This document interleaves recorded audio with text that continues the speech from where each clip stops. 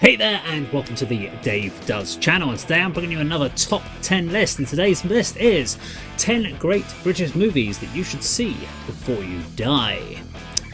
Now these are not particularly the top 10 movies of all time, these are just 10 movies that I believe that you should genuinely see if you've never seen them before, and you'll be missing out if you don't watch them. So without further ado, let's get straight into the list.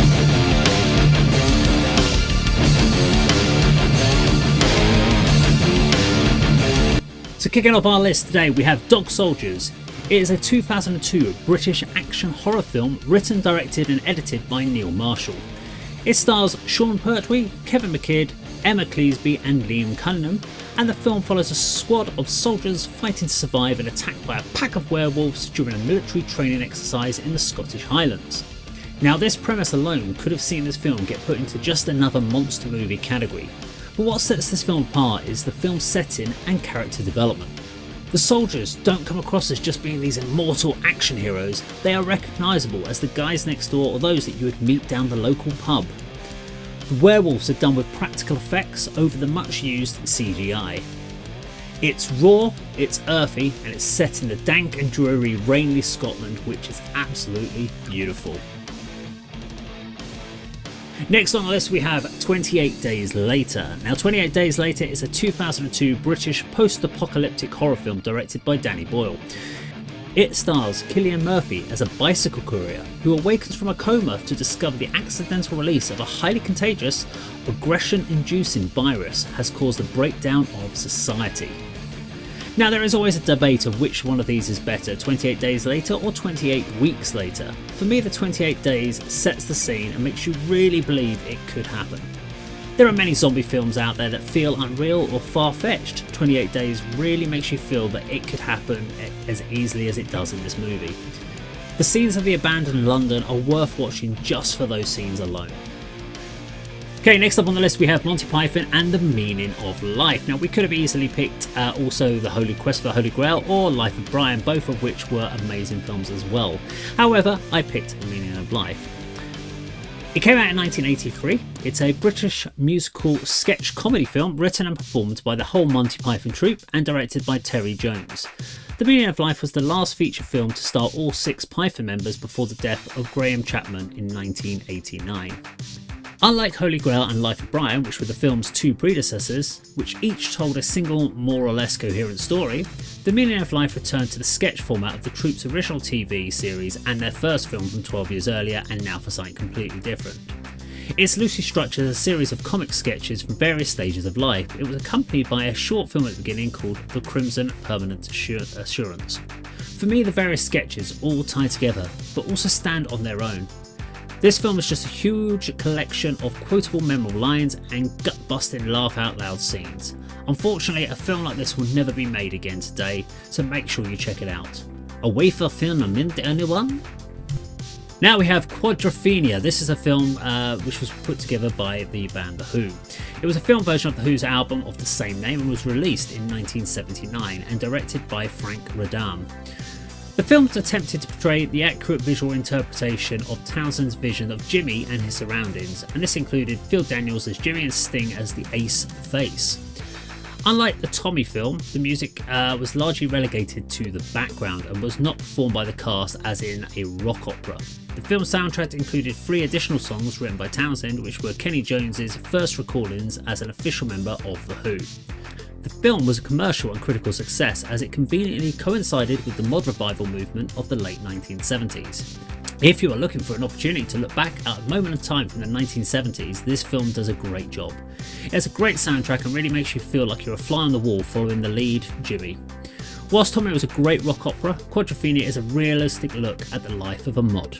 For the next film on our list, we head all the way up to Scotland, where we check out the film Trainspotting.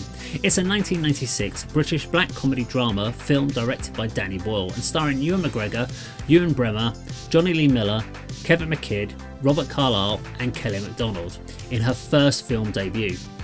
Based on the 1993 novel of the same title by Irwin Welsh.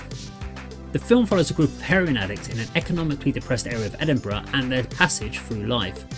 Beyond drug addiction, other themes in the film include an exploration of the urban poverty and the squalor in Edinburgh. Trainspotting was released to critical acclaim and is regarded by many critics as one of the best films of the 1990s. The trend of popular films in the 90s was to be either a rom-com or an adrenaline-fueled action flick. Trainspotting was nothing like it. It's a raw, gritty, dirty-looking film that makes you feel uncomfortable for the characters and wondering how they could possibly live like they do. It puts such a spotlight on the problem with drug addiction there is no way you can avoid it. You root for the characters to turn their lives around and you feel invested in their future. It's an absolute must-have-view. Trainspotting 2? Well, that's another story. Next film on the list is Scum. This is a 1979 British drama film directed by Alan Clark and starring Ray Winstone, Mick Ford, Julian Firth and John Blundell. The film portrays the brutality of life inside a British borstal. The script was originally filmed as a television play for the BBC Play for Today series in 1977. However, due to the violence depicted, it was withdrawn from broadcast. The film tells the story of a young offender named Carlin as he arrives at the institution and his rise through violence and self-protection to the top of the inmates' pecking order, purely as a tool to survive. Beyond Carlin's individual storyline, the film also serves an indictment of the borstal system's flaws, with no attempt at rehabilitation. The warders and convicts alike are brutalised by the system. The film's controversy arose from its graphic depiction of racism, extreme violence, rape, suicide and many fights, and very strong language. Now, a film like this would never be made today due to the racist language used. When you first watch this film, you do feel shocked and almost have to look around to make sure no one is taking offence. This is a great look at the period of time that we need to ensure we never go back to. Although it's a work of fiction, it can almost be seen as a documentary of the borstal system of the period. For our next film on the list, we're taking a musical turn and we are checking out Oliver. Oliver is a 1968 British period musical drama film based on the Lionel Bart's 1960s stage musical of the same name. It in itself is an adaptation of Charles Dickens's 1838 novel Oliver Twist. It was directed by Carol Reed and from a screenplay by Vernon Harris. In this particular adaptation, we have stars Ron Moody, Oliver Reed, Harry Seckham, Shani Wells, Jack Wilde and Mark Lester in the title role of Oliver. In 2017, a poll of 150 actors, directors, writers, producers and critics for the Time Out magazine ranked it the 69th best British film ever. Now, with various versions of this story being told in film, what makes this one stand out? Simply put, it's the character development, with many of the other versions of the characters feeling fickle and not fleshed out. They feel like actors just playing a role. In this version, each of the characters makes the role their own and you genuinely believe they are the characters that they are playing. It doesn't hurt that the musical numbers are great and memorable. I can guarantee that you will be singing these tunes for weeks to come. So Walkabout is a 1971 adventure survival film directed by Nicholas Roeg and starring Jenny Agutter, Luke Roeg and David Guffill. Edward Bond wrote the screenplay, which is loosely based on the 1959 novelle by James Vance Marshall. It centres on two white schoolchildren who are left to fend for themselves in the Australian outback and who have come across a teenage Aboriginal boy who helps them to survive. Is this a British film? Well, it's a joint venture with Australian and American film production groups. Jenny Agutter is an actress that appeared in so many classics in the 1970s that you may not know her name, but you certainly will know her face. The story on paper sounds a bit bland and boring, but the journey of discovery the characters go through truly sucks you into the story and makes you genuinely care about what happens to them. In a day and age where we are constantly connected to people and GPS tracking, this story makes you feel so helpless, so it is well worth your time. For our next film, we are taking a darker turn, and that is with A Clockwork Orange. A Clockwork Orange is a 1971 dystopian comedy crime film adapted, produced and directed by Stanley Kubrick, based on Anthony Burgess's 1962 novel of the same name.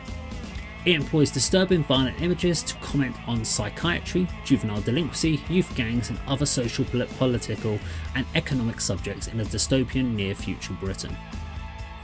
Alex, played by Malcolm McDowell, is the central character. He is a charismatic, antisocial delinquent whose interest includes classical music, committing rape, theft and ultra-violence. He leads a small gang of thugs, Pete, Georgie and Dim, whom he calls his droogs. The film chronicles the horrific crime spree of his gang, his capture and attempted rehabilitation via an experimental psychological conditioning technique promoted by the Minister of the Interior. Alex narrates most of the film, a fractured adolescent slang composed of Slavic and English Cockney slang.